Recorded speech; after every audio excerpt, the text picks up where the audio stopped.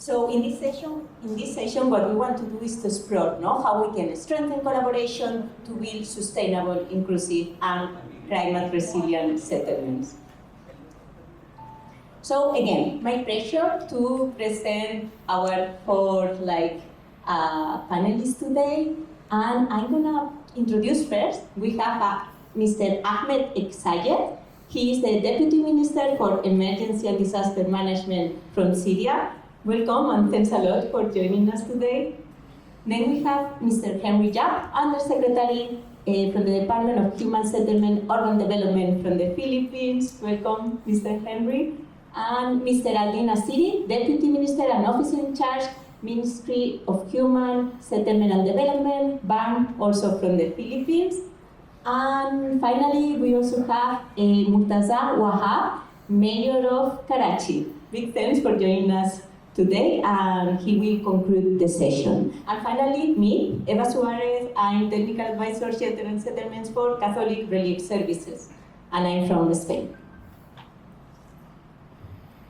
Quick overview of the session, just to give a quick introduction. Dr. Ahmed, he will present on the newly established Ministry of Emergency and Disaster Management in Syria. Thanks, Dr. Ahmed. Then Mr. Henry, he will present on Building for Tomorrow, Navigating the Philippines Climate and Housing Frontier.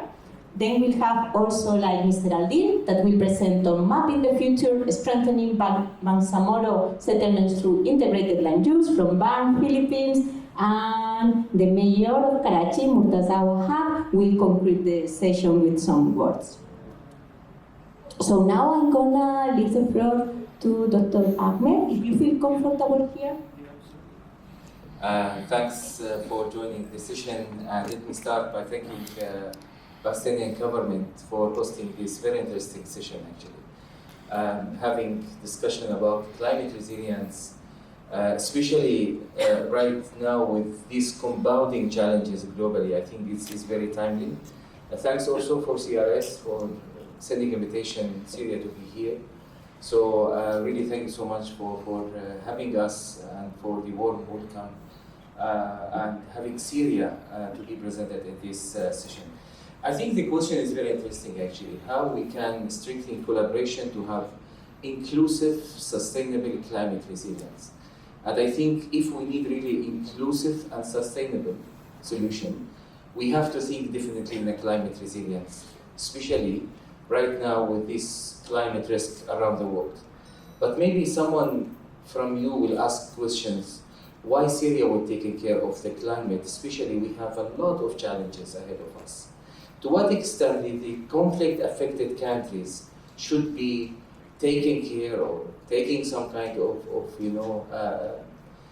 measurement for the climate, since they have other things to do. So 14 years of the crisis in Syria, we suffered a lot from the man-made conflict.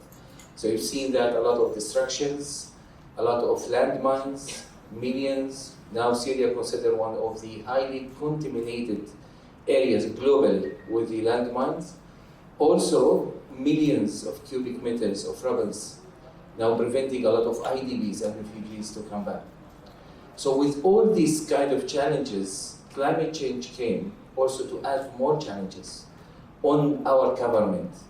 The liberation happened December 2024, and we have not to start from scratch as the government, by the way. We are starting even below the scratch. A lot of challenges, and you can see that landmines, rubber removal, and issues related to climate, as you can see in the previous slide. Just 2 days ago, I'm not sure if you heard in the news, we suffered from floods in one of the camps in northwest Syria. And unfortunately, we are not very much occupied, and we don't have tools, equipment, materials to deal with such kind of things. So the damage is really very high. Therefore, the ideas came from our leadership to establish what is called the Ministry of Emergency and Disaster Management. This ministry was not exist before. This is ministry, it's newly established with a lot of objectives in order to deal with climate risk, climate shocks, with the conflict, with the landmines, with the recovery, So whole set of disaster management, starting from preparedness, prevention, response, and recovery. And now we are starting building our ministry, as I mentioned, starting from literally from zero. This morning we had a very interesting discussion with our colleagues from Philippines. Yesterday also we had opportunity to visit the National Disaster Management Authority in Islamabad. We got a lot of very good information how to start our ministry, what type of policies, strategies, SOPs, that should be put in place. So you can imagine that 14 years of the crisis, our area in Syria with no information about the climate, zero information. Even we don't have any type of climate monitoring stations. The climate monitoring stations came to the surface in Syria in 2024 with 10 climate stations provided by one donors, and we put it in northwest Syria. So that means the whole region in Syria with zero information in terms of the climate data and the climate information and all that. And as I mentioned, we're still suffering from millions of cubic meters of rubbles. This makes our life very, very difficult. Although more than 1 year of liberations, but still we have 2 million of IDPs sitting in the camp, are not able to go back home because we are not able to do two very important things. Rubble removal, which has some social, economic, and environmental impact, as well as health impact, and land mining clearance, because this is affecting the safety of the refugees. What we did just before the liberation in northwest Syria, you know that we have almost more than 4 or 5 million IDPs sitting in very small areas.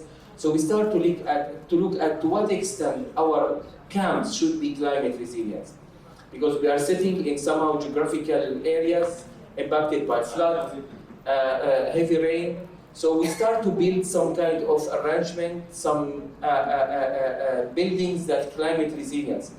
But this is what I would like to share with you. When there is no kind of structural government, it's very difficult to work with a kind of more sustainable, inclusive manner, and you start to work with the short-term intervention rather than looking at the long-term.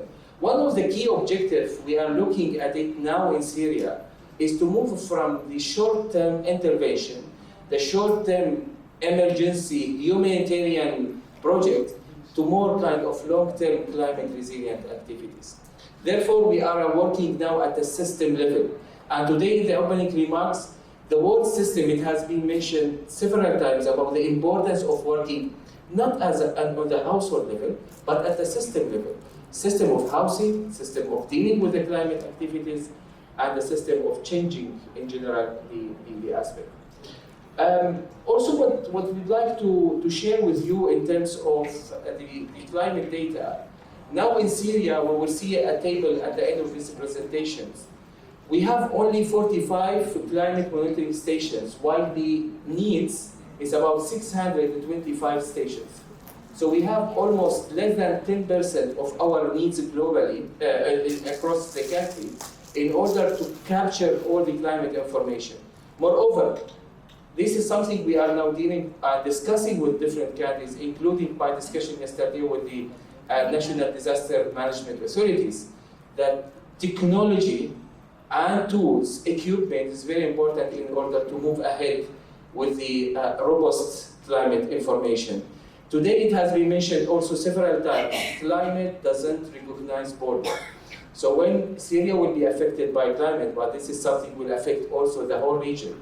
I mean, Iraq, Jordan, Palestine, Israel, and the other area, it's all impacted. Therefore, collaboration on the climate project, collaboration on the climate data is something is very important.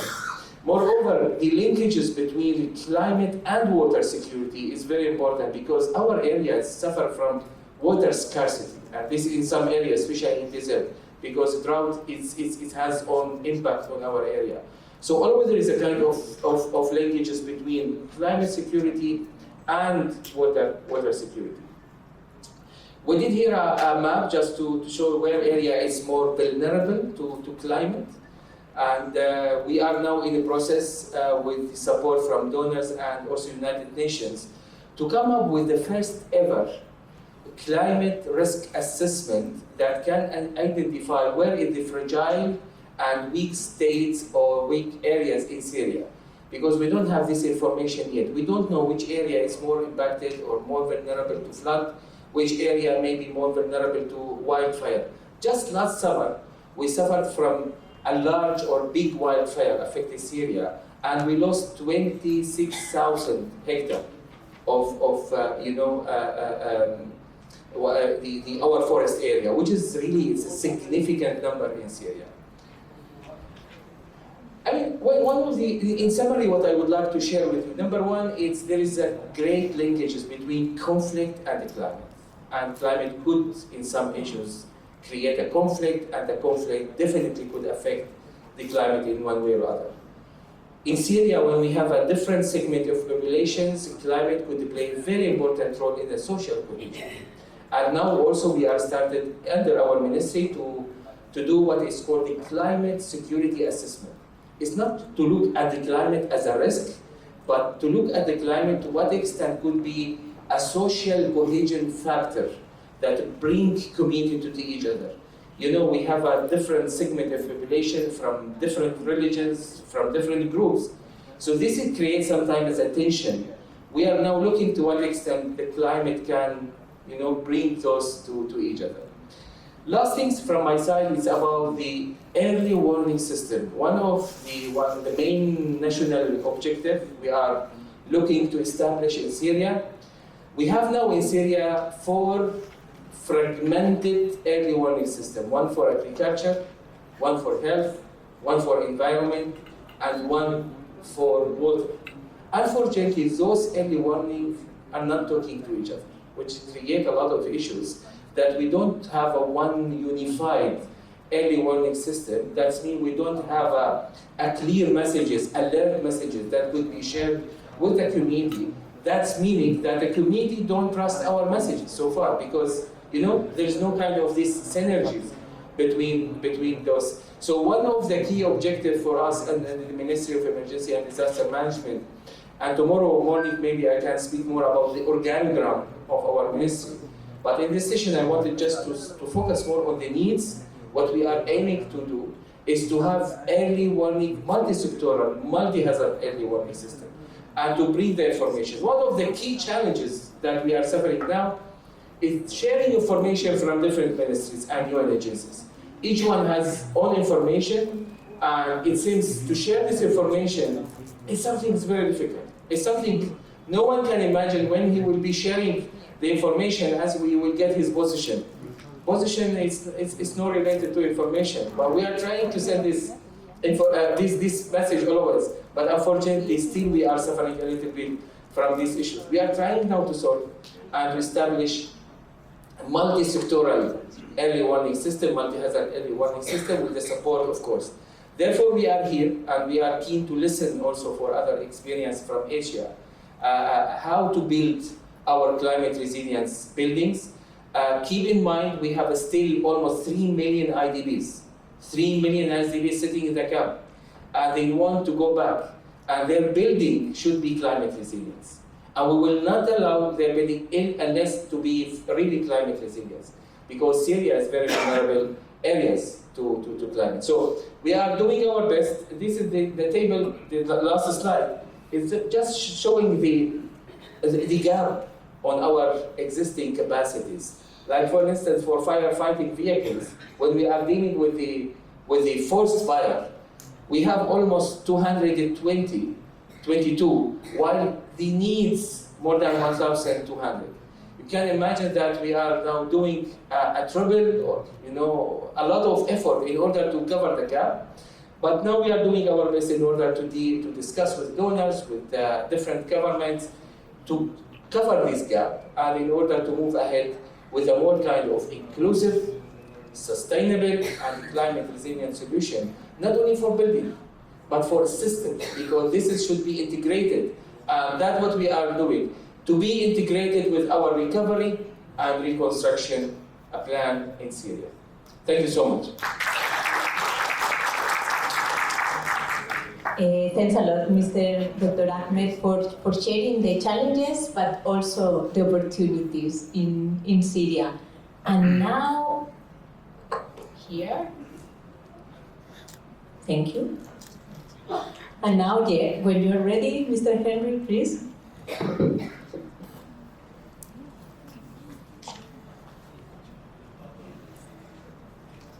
Thank you very much, and good afternoon again. Before I start with my talk, let me first congratulate the government of Pakistan, the government of Syria, the city of Karachi. You know, it was only 2 years that we hosted this last APSSF in Manila.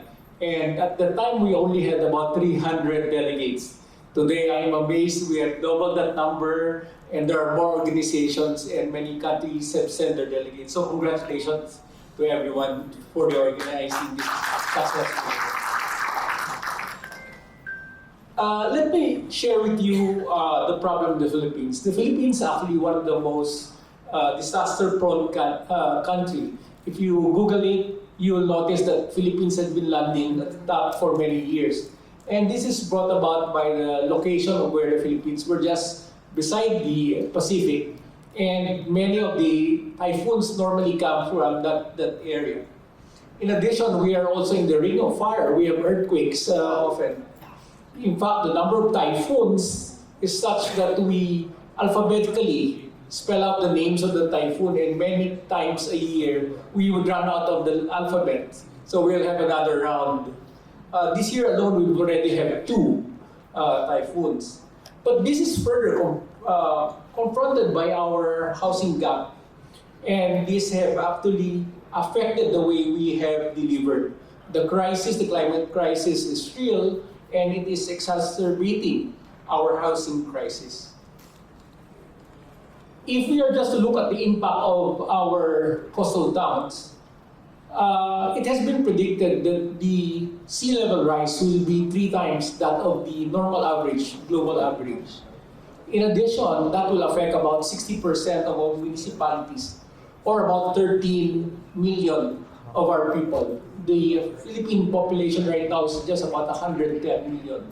So that's a substantial number of people that will be affected by climate change. And because of that, we have determined that we have to look into this in a broader, bigger role. In the current administration, we've developed a program in Philippines. It's called the Pambansang Pabahay para sa Filipino program, or the National Housing Program. And this program aims to address not only the climate requirements, but to make it climate adaptive as well. So in preparing for all these plans, we look into how we can move people or reduce movement of people within the cities so that we can provide the services faster. We look at also livelihood to support them. We've also looked at how banks can provide loans at cheaper rates, and we've also looked at multimodal facilities so that people don't have to move around. This is one way of addressing the current concerns. We have had the opportunity with World Bank support and other institutions to look at the framework, and it has been there for many years. We've also adopted this framework, and thus we currently have a National Climate Action Plan, and we also have a Disaster Risk Reduction Act, or a law, that provides the structure for how we will handle it at the federal level, at the provincial level, at the local level. In addition, our department has also come out with guidelines, policies, and plans to make them coherent so that we are not working only from a macro level, but also from a city level. Mentioned earlier that the World Bank has assisted us, and they prepared this report looking into climate development in the Philippines. They've actually identified a number of things that we have to address. And not just in a temporary manner. So, one is to look into updating our comprehensive land use plans. We have about 1,500 to 1,600 local government units, and not everybody has an updated comprehensive land use plan. Second, we have to also look at the actual physical design of our cities. As you know, as we grow, there is tendency to have urban sprawl. And the natural impact of urban sprawl is stretching the utilities, the services that can be provided by our local governments. We're also looking into retrofitting. We don't need to build as many houses if we can already address the problem, which is to protect them from future calamities. And of course, incorporate natural-based solutions. So these are actually very important, but the most important of all is to make them community-led, to make sure that the people are involved in the planning so that we address the concerns that they have. In ending, let me just address this issue. While we have a plan, while we have a framework, there are still gaps, there are still challenges that we have to meet. First, of course, is our funding requirements. While we have the national funds to provide, of course, and not everything can be allocated for disaster. We've also known that international funding support have also diminished, and of course, it will compound the issue of lack of funds. Second, as already mentioned earlier, there is a huge number of informal settlers, and these have actually clustered in many of our urban centers. So they are now the main areas of where we have to look at and the areas where we have to provide service and priorities. Lastly, data fragmentation. While we have the data, we've discussed this with the Deputy Minister from Syria earlier. While we try to achieve, there are still some government officers who are not willing to provide that data. And it is important that we have that data because if we don't have the proper data, then the analysis will be difficult. In ending, let me just share this. By aligning our policies, our plans, and our people, the Philippines can transform climate risk into a foundation for resilient cities and national climate security. Thank you very much.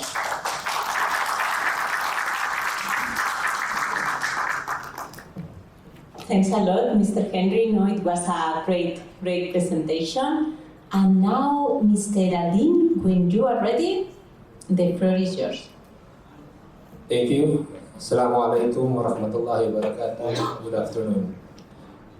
Before I proceed with my presentation, allow me to give you a little background of Bangsamoro Autonomous Region Muslim Mindanao.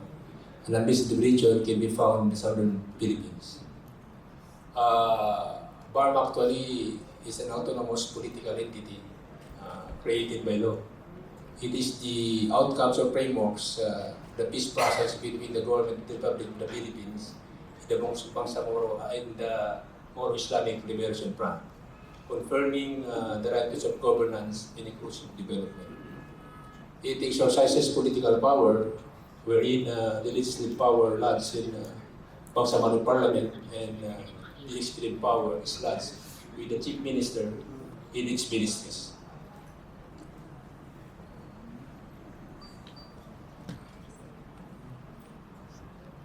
Today I will be discussing the critical pivot in the history of Bangsamoro. For decades, our narratives was designed through struggle for self-determinations. But today, as we navigate transition, it is shifting towards construction, dignities, and resilience. My presentation on Mapping the Future actually outlines the Ministry of Human Settlements and Development in translating the Bangsamoro Development Plan, a 6-year development plan, the 6-year development plan, short-term, mid-term, long-term plan, which is visions and strategies for recoveries and development of the Bangsamoro.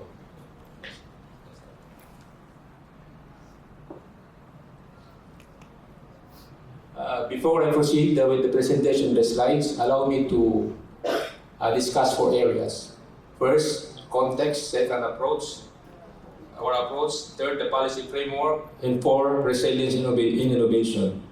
When we speak of context, we are addressing here we are facing here double burden because of our historical conflict and the vulnerability to climate hazards. Our approach is that we are bridging the gap between regional autonomy in the national resources through strategic convergence. In our policy framework, we are institutionalizing moral governance through data-driven policies and land conflict resolution mechanisms. When it comes to resilience and innovation, we are future-proofing our settlements using holistic approach in planning to ensure that no one is left behind. On conflict and displacement, when we speak of context of Bangsamoro, we have to acknowledge the cultural reality that there is marginalization of land disposition. As a matter of fact, this is the root cause of conflict. Because of the policies over the decades, our people were disenfranchised from their ancestral domains. Besides from this, we have also what we call RIDO or clan feuds. It is also the root cause of displacements and insecurity. This is the reason why we are trying to build our houses based through normalization. We are not only building our houses for the general public, but specifically we are building our houses for IDPs or internally displaced persons and the former combatants of that revolutionary movement in their transition to their civilian life. Climate vulnerability. You know, our place is, we have climate emergency today. Our place is geographically vulnerable to climate hazard. In fact, our region is exposed to multiple risks, typhoon, flood, and earthquakes. That's why we are not only building houses, but we are also trying to study the mechanism of ecosystem. Because without doing this, our houses that we will build might be destroyed. The economic reality. Our Bangsamoro government has been intensifying its effort and has made significant strides to reduce poverty incidence. Yet, despite of this, the fact remains that there are still economic challenges. That's why, again, we are not only building houses, but the intervention and subsidies of government is indispensable in this case. Next slide, please.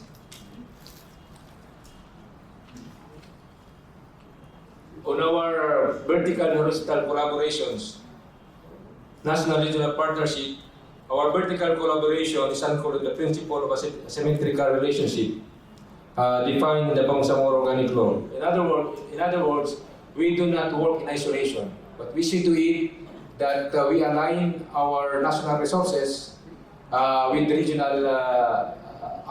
regional autonomy.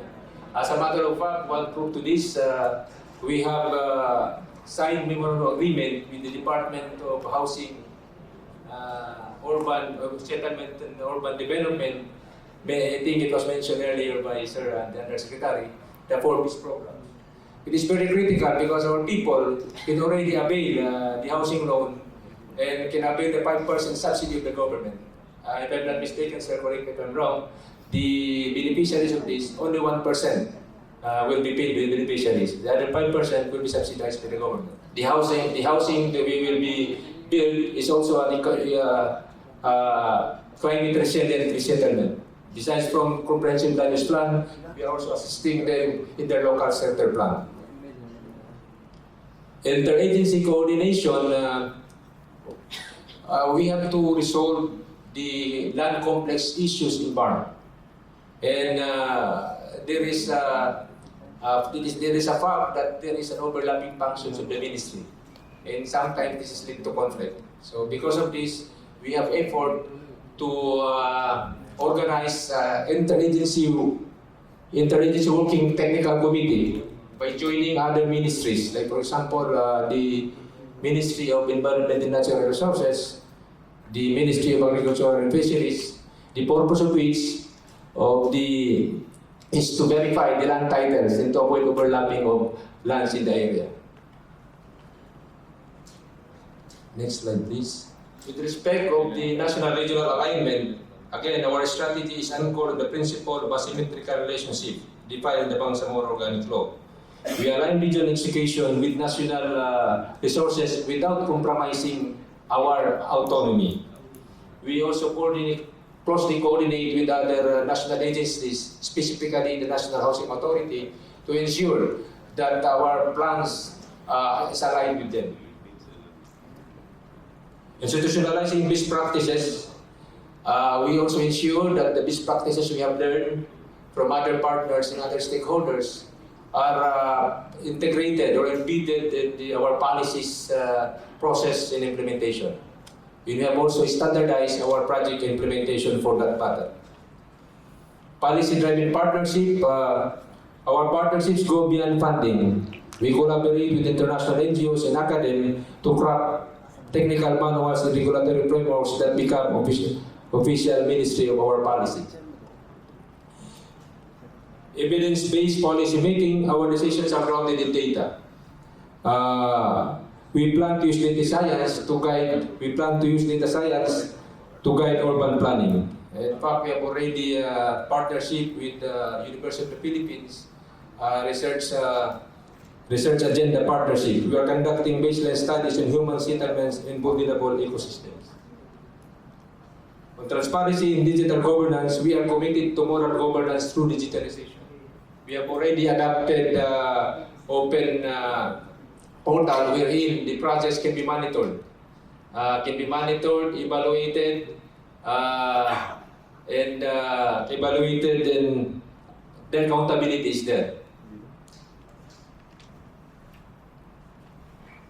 Next slide, please. Climate resilience and sustainability.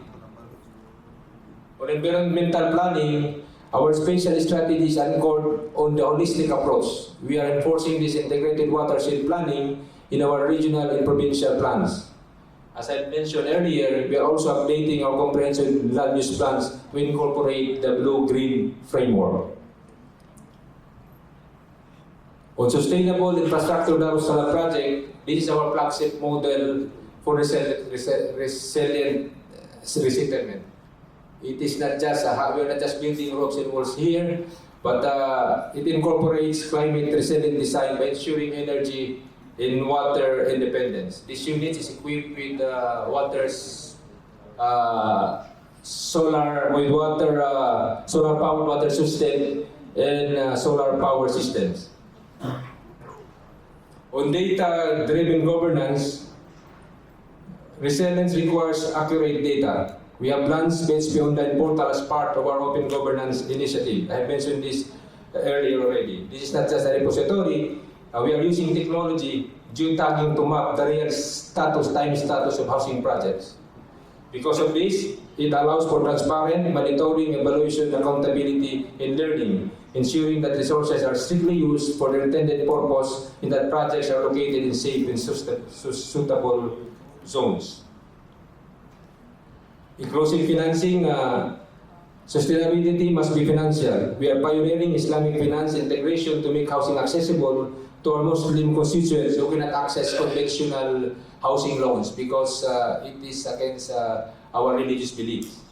We are exploring specific Sharia compliant contracts. This ensures that our housing finance systems are culturally responsive and truly inclusive, allowing the Bangsamoro people to own homes without compromising their religious beliefs. That's all. Thank you very much. Wassalamualaikum warahmatullahi wabarakatuh.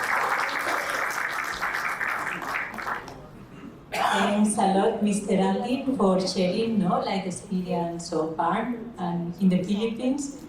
And now, before Q&A, I'm gonna go to the stage, please, to conclude the session, and then we'll have some time for questions and answers. Thank you.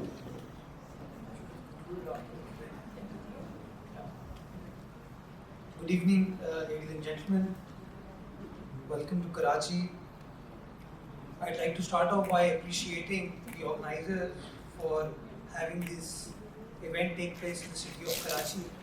It enables us to share our experiences with all of these city leaders, country leaders, and also learn from their experience.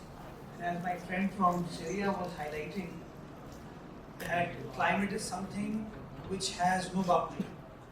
So, and it is an issue which is very real to the entire world now. So, engaging with people from so many different portions of the world enables us to actually understand what those countries are doing, what those cities are doing. So we can explain our point of view to them, they can explain their point of view to us, and this can lead to greater convergence of ideas which can lead to a better sustainable solution for the world. With regards to climate resilience, let me share the experience of my city, or rather my province. My city, that is the city of Karachi, if you look at the historical data of the last 100 years that we have, the average rainfall used to be about 80 to 100 millimeters.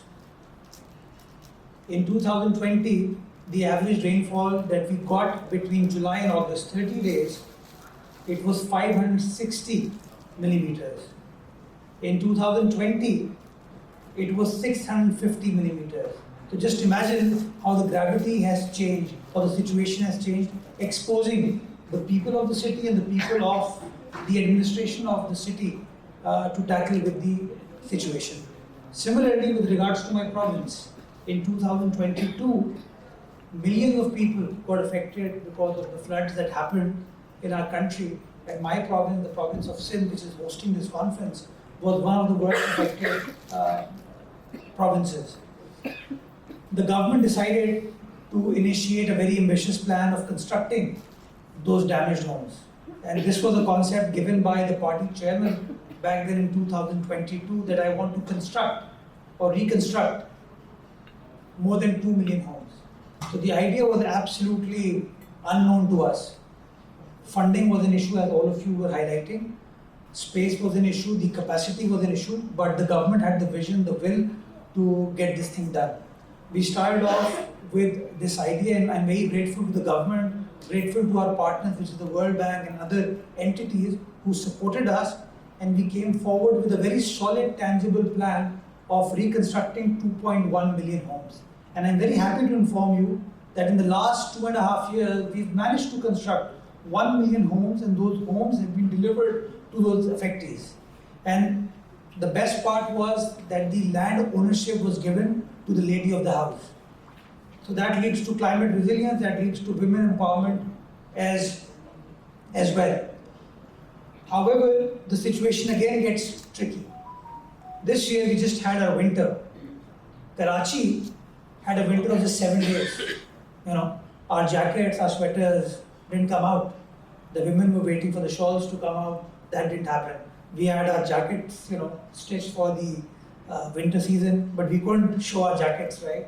Because the weather was just not conducive to wearing a nice blazer during the day. So just 7 days of winter, and I've just been informed that we are expected to have rain in the next 4 to 5 days, which was never the case in February of Karachi. So that's how things are changing. It is again expected to rain in April. And that, creates that question that we need to make our policies more adaptable, more resilient. So therefore, the concept of climate resilience in terms of everything just comes about. And the more we engage with each other, the more we interact with each other, we'll be able to learn from each other's experience and come up with not only cost-effective solutions, but solutions which are sustainable, which would serve the purpose.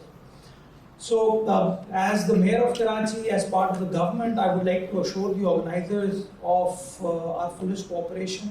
I would like to, pledge my complete support to this concept, to all the international dignitaries who've come to my city. I look forward to learning from you. I look forward to engaging and coming up with solutions which are in the best interest of our planet. Lastly, I'd like to just conclude by using this Chinese proverb, which is in terms of environment, but I try to tweak it at every single conference, and that is very simple. The best time to act was yesterday. The second best time to act is today. So if we all, as inhabitants of this planet, decide to act today, agree on addressing those issues in a manner which is holistic, I think the years to come, the months to come, would be better not just for the people of Pakistan, not just for the people of Philippines or Syria, but for the residents of any country in the world. May we all flourish in our endeavors, may we all remain true to our commitments, may we all be able to create a society which is more resilient, more vibrant, more dynamic. Thank you very much.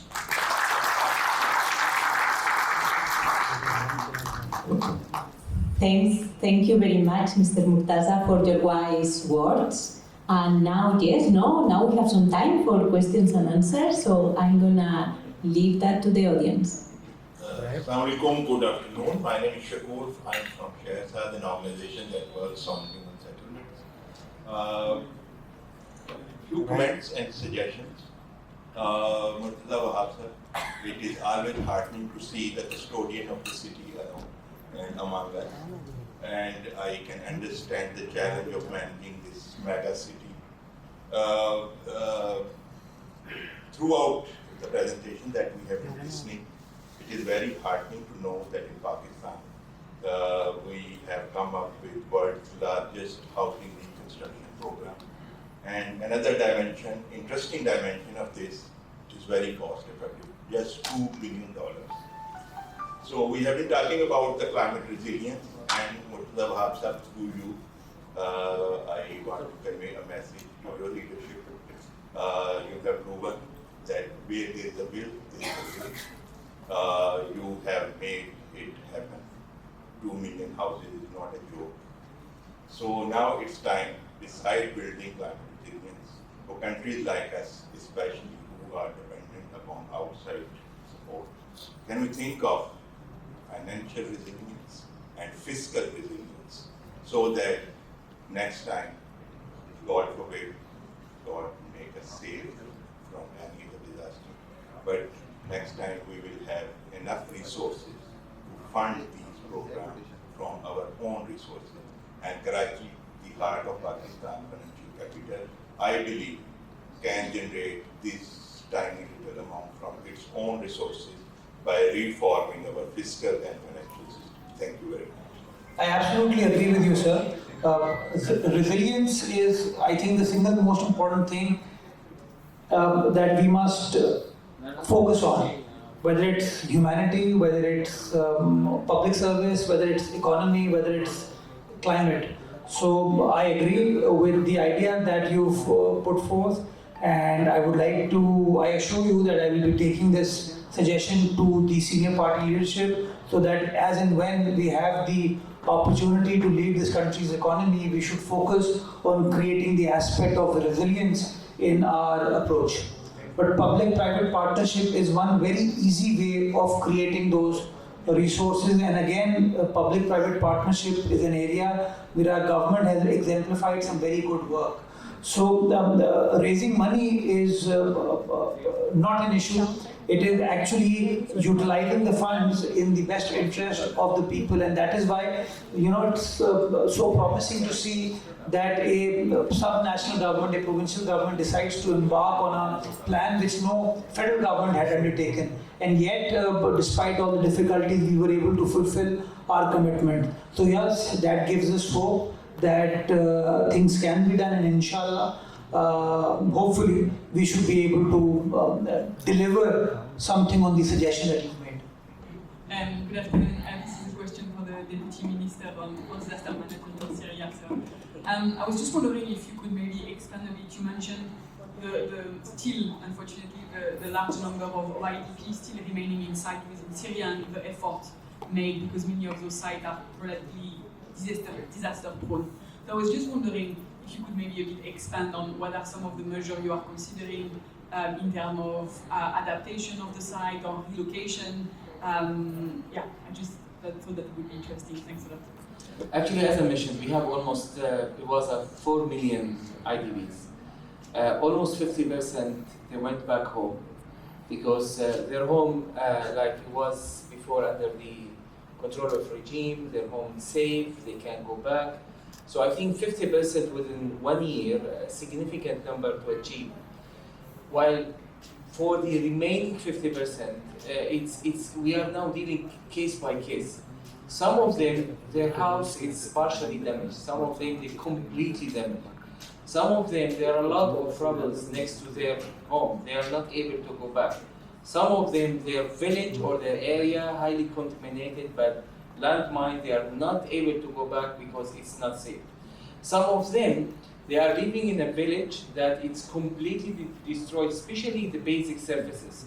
I mean, there is no health center, there is no schools, there is no water and sanitation infrastructures. So what we are doing now as a government, we put a plan. We set a sort of very ambitious plan, to be honest, by end of 2026, that we will be able to close all the camps in Syria. Hopefully we'll be able to do. I know this is a funding an issue, but we are now discussing with some donors, with some government, in order to support our vision and to end all the camp by 2026. Considering, as I mentioned, we have not to look at IDPs as a homogenized group, rather than case by case. And first and foremost, we can do it at a different step. Step one, to take those IDPs from northeast Syria or northwest Syria to move them to their origin. Like if he is sitting in Idlib, but he is originally from the capital Damascus, at least take him to the Damascus to a temporary shelter, and then we can sort of how we can have a permanent shelter. So in conclusion, yes, we have a plan as a government to end all the camp by 2026. Now we are doing a survey for those IDPs. Some of them, as I mentioned, they have different cases. But the most important thing that, I mean, all of them, they were making these IDPs just to avoid Al-Assad regime. Now, since Al-Assad left, that now everything could be managed.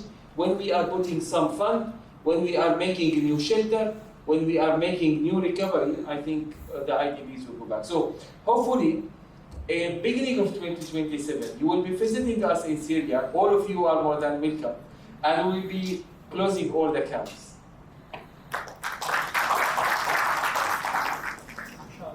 Thanks a lot, Dr. Ahmed, for your words. And now I'm afraid we need to wrap up this session. So thanks to the audience for your attention. Big thanks also to our 4 panelists for your wise interventions. And now I'm going to just hand over to my colleague Tuba. Our very respected Murtaza Wahab sir, the mayor of Karachi, is over here. I just request him if you just give these shields to our other panelists. Thank you so much.